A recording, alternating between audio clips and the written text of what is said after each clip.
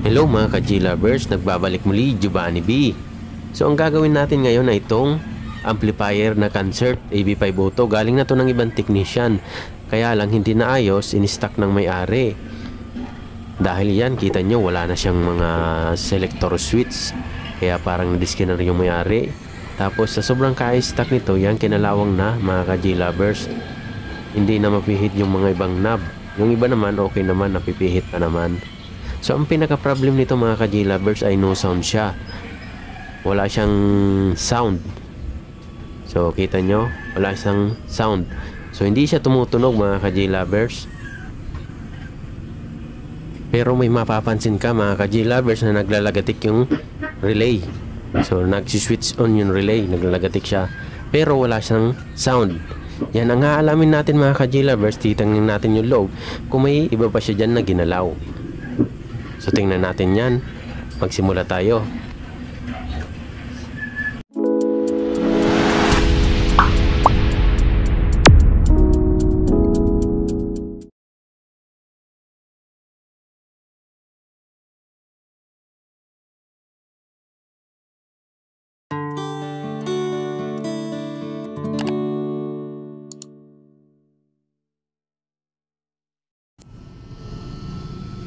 Bale, ito na mga ka-G-Lovers, nabuksan na natin siya. So medyo malikabok lang. So napapansin ko kanina mga ka-G-Lovers, nung binuksan natin, tinanggal na yung selector switch nung A and B sa speaker. So ang ginawa niya ay dinirekta na lang dito. So hindi naman natin masisisi yung unang gumawa siguro nito dahil wala siyang parts. Kasi yung may-ari nito nasa may tabi na ng dagat. So ibig sabihin malayo siya sa sentro o malayo rin siya sa bilihan ng parts. So yan yung ginawa niya. Dineretso na lang niya. Parang dinirekta na lang. So inalis na yung selector switch ng A and B. Kaya lang hindi rin to napatunog. So in-stock na may-ari, kaya medyo kinalawang na. Kaya dito na dinala na sa atin. So pati yung fuse naka-jumper na. So mamaya papalitan ko na lang yan. So importante mapatunog ko muna to mga ka-G-Lovers. So yung isang fuse okay naman, nakakonect naman na maigi. Yung isa may jumper na. Pagaya kong nirilingon niya na makaabotan sa Amerika to sa mga pamangkin ko. May si uncle, that's my uncle. Bali, ang una natin gagawin mga ka-G-Lovers ay magsusukat tayo ng voltahe para malaman natin kung saan nagka-problema. So tingnan natin yan.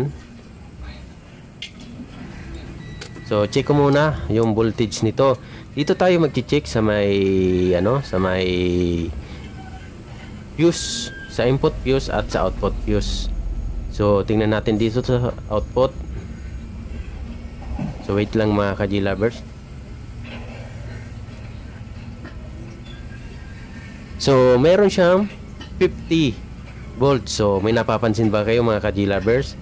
So dito merong 51. So ibig sabihin hindi open yung fuse kasi pareha silang may 50 or 51 volts o 52 volts. Basta nasa 50 plus volts o nagpo-49 pa nga. So diyan pa lang mapapansin mo na at mapapaisip ka na mga ka-G-Lovers. So hindi nyo ba napapansin? Mamaya-maya malalaman nyo kung ba't ganun. Ba't may napansin agad ako. So ito mga ka-G-Lovers, check muna natin yung voltage biasing nito. So mamaya sasabihin ko sa iyo ay sa inyo kung ano yung napansin ko agad sa pag-test ko pa lang ng voltage. So dito check tayo. So 0 volts, almost 0 volts, wala siyang voltage. So wala talaga. So walang wala. So wala siyang voltage biasing.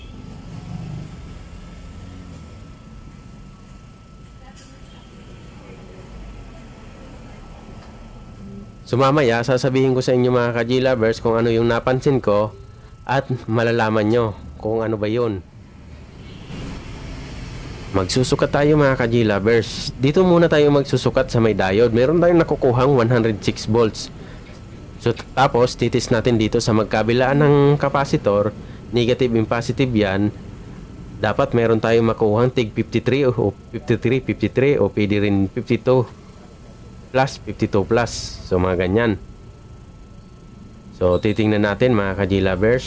So meron tayong nakukuhang 106 galing diode. So end to end ng capacitor meron tayong nasusukat na 106 volts.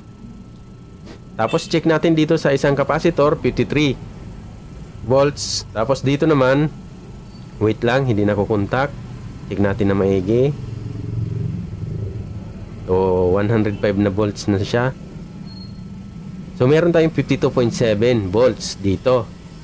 So unstable kasi sa kuryente natin yan, pag bumaba at tumaas, bababa rin to, tataas. So meron tayong dito, meron tayong 52.7 volts. Tapos dito sa kabila ay meron tayong 53 volts. So ibig sabihin pumapasok yung voltage natin sa capacitor. So dito tayo mag-check sa may unahan ng diode. So hindi pa dun sa secondary. So ito yung napansin ko kaagad mga ka-G-Lovers. Kita nyo, pumapasok lang sa kanya ay 52 volts sa diode. Kita nyo, 52 volts. Dapat 106 or 105 volts pumasok dyan sa magkabilaan na diode. So negative and positive yan. Kasi meron tayong voltage na 105, 106 volts. Dapat ganyan din yung pumasok dyan. Dahil mababa yung voltage, ititrace natin, malamang may naputol dito. So ititrace natin, hanapin natin na maigi kung saan siya nagka-problema.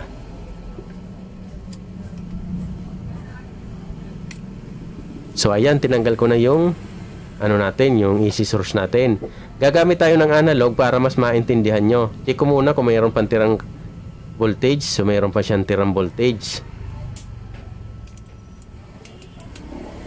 Discharge ko muna siya mga ka-G-Lovers para makatest tayo gamit ang analog.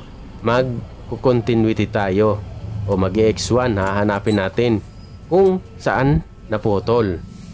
So para mas malaman ninyo, maintindihan nyo. But dito sa capacitor meron tayong 53 or 52.7. Tapos pag pinagsama ay 106 o 105.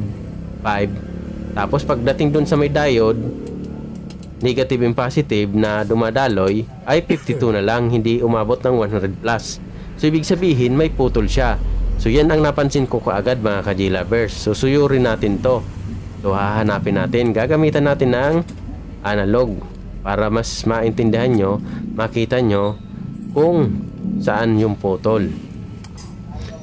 So ito, tingnan natin.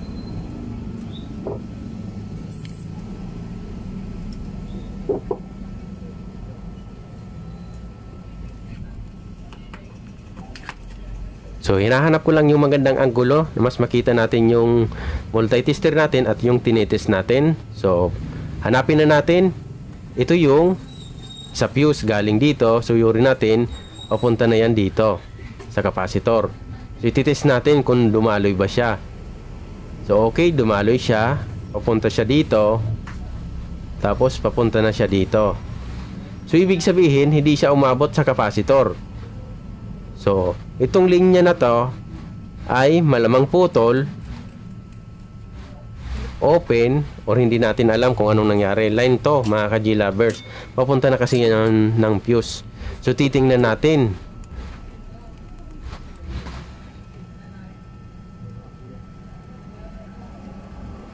Bali yan na siya mga ka-G-Lovers. Nakikita nyo, kalawang, corrosion. Sa end-to-end ng jumper na yan, yung jumper line natin, end-to-end, meron siyang kalawang. So, meron siyang kinalawang kaya hindi na siya nagkukontak. So, tatanggalin natin ito, tatry natin papalitan, tapos mag-check tayo ng voltage. I-check natin kung magno-normal ba siya. Kung hindi pa rin magno-normal, hahanap tayo kung ano pa yung pwedeng tinamaan. So tanggalin ko lang to mga ka-G-Lovers at palitan natin.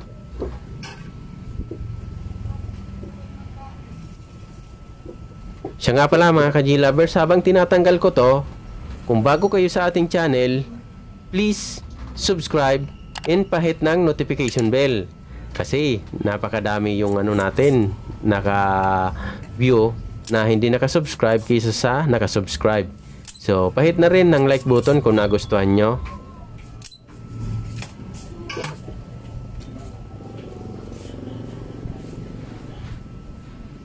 So, shoutout muna kay Gerard Quinones. So, sabi niya sa akin, mag-i-sponsor daw siya sa akin ng multi-tester. Sana. So, shoutout na rin kay EdTech PH. Nakalimutan kong i-shoutout siya nung nakaraan video ko sa mga tech vlogger. So, shoutout na rin sa kanya.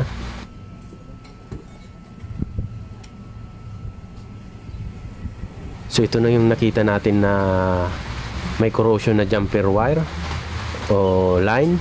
So, palitan ko lang to mga ka-G-Lovers. Tapos, titingnan natin kung gagana na ba siya. So, ito yung gagamitin natin.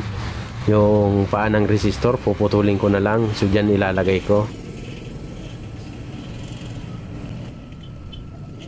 So, ikabit lang natin to mga ka-G-Lovers. Fast forward ko lang.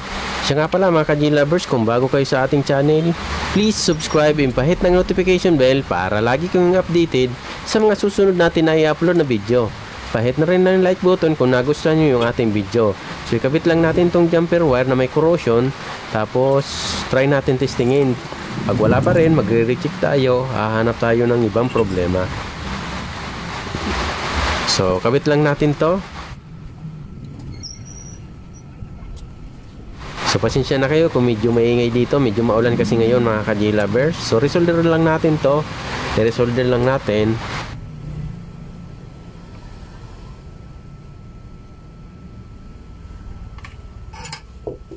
So, okay na. Na-resolder na natin. Mag-check na tayo ng voltage. So, nilagyan ko muna siya ng pabango para mabango siya.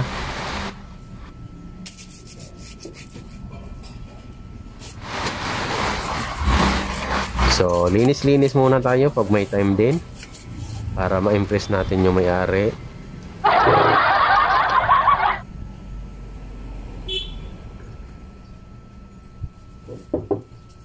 So, try natin mag-voltage check na naman mga ka-G-Lovers. I-check na natin yung voltage kung okay na ba, kung magkakaroon na ba.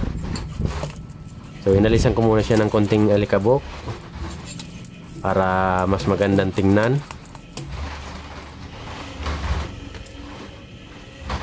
So, isa rin kasi yan sa mga tinitingnan na nagpapaayos sa atin, yung linilinisan natin yung unit nila. Kasi nagagandahan sila sa mga ganyan na serbisyo kung nililinisan mo rin yung inaayos mo sa kanila. So, ito, mag-check muna tayo ng linya kung umabot na ba. Tapos, i-check natin yung voltage niya. So, okay na, umabot na yung linya natin. Yan yung sinasabi ko sa inyo kanina mga ka-G-Lovers. So, okay na, umabot na. Dapat dito, sa fuse natin dito, sa magkabilaan, umabot na yung 100 plus volts na, ano natin, na voltage. So, titingnan natin siya kung umabot na ba siya.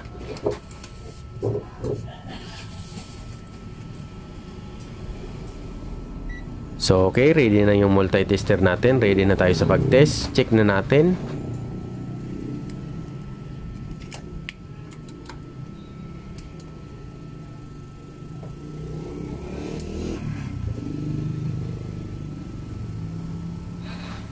So, ayan na mga ka-G-Lovers. Meron na tayong 105 volts dito sa magkabilaan na fuse.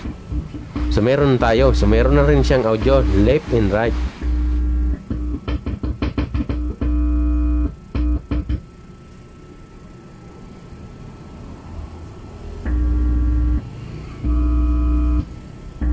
So, okay na siya. Meron na tayong audio. So, next na lang natin na gagawin ay papalitan natin tong mga speaker jack natin. Kasi matitigas na yung iba. Papalitan natin yan. So, magbo-voltage biasing muna ako. So, titingnan natin kung normal ba lahat. 0.4, good. So, ito naman kabila. Meron naman tayong 0.4, good. Dito naman 0.4, good. So, dito naman 0.4. So, ibig sabihin, okay na tong kalahating channel. Dito naman tayo sa kabilang channel. I-check natin kung lahat naman to good. Kasi pag may nagbad dyan, magka-abnormal, pangit yung tumunog nyan. So, meron tayong 0.4, good naman. 0.4, 0.3, almost 0.4. 0.3, almost 0.4. So, good naman siya lahat. So, ibig sabihin, good na yung voltage biasing natin. May posibilidad na okay na yung ano natin, yung amplifier natin, pinaka main amplifier. So ito na lang yung sunod natin na gagawin. Papalitan natin yan. Yan kasi matitigas na. Kinalawang na, hindi mo na siya mapihit. So yan naman ang susunod natin na gagawin. So papalitan ko muna ito mga ka-G-Lovers. Tapos titestingin natin kung okay na yung sound natin. Kung both left and right na tutunog na siya. So papalitan ko lang ito mga ka-G-Lovers.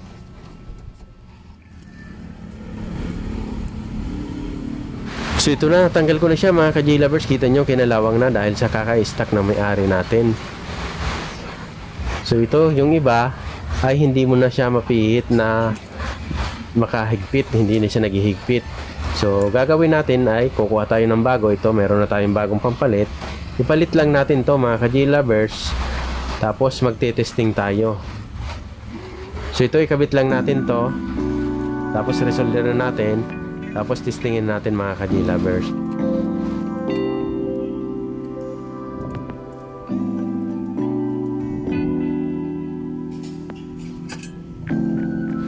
So habang nire-resolder ko to mga ka-G-Lovers, shoutout ko muna tong mga nakaraang nag-comment na sa atin. So resolder ko lang to mga ka-G-Lovers.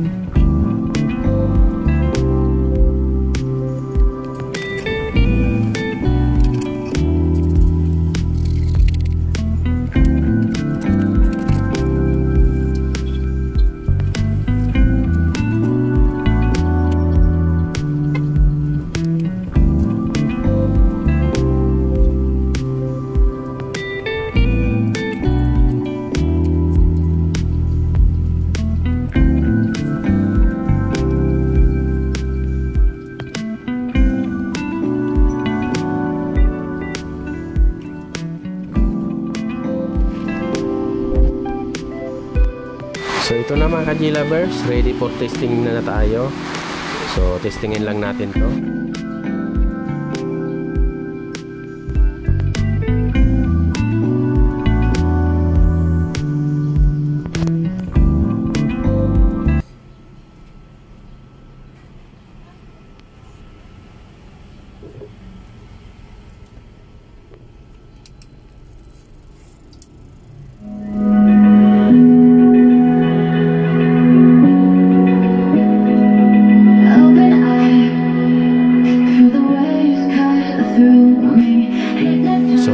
Ayan na mga ka-G-Lovers, okay na yung ano natin, yung ginawa natin.